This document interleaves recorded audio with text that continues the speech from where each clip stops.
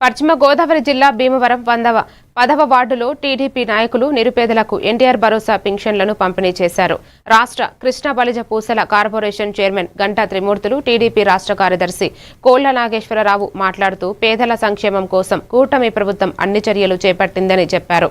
ఇంటింటికి వెళ్లి పింఛన్లను అందజేయడం, 4,000 రూపాయలు పెంచిన ఘనత, ఒకరోజు ముందుగానే పంపిణీ చేయడం ద్వారా ప్రజల ముఖాల్లో ఆనందం తెచ్చారన్నారు.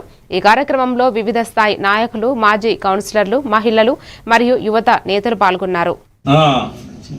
పిల్లలు లేరు, మీ మందులు ఎవరు చూస్తున్నారు? మీ మంచి సైడ్ చూస్తున్నారు?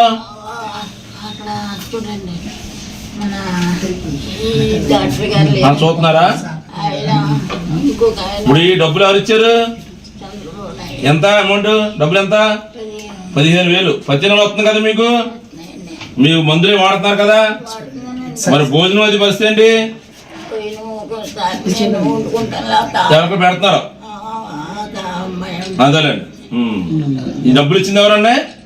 చంద్రబాబు నాయుడు గారు, పవన్ కళ్యాణ్ గారు, మోడీ గారు ముగ్గురు కూటమే. ఏమా కూటమి తరఫున 15,000 మీకు వస్తుంది.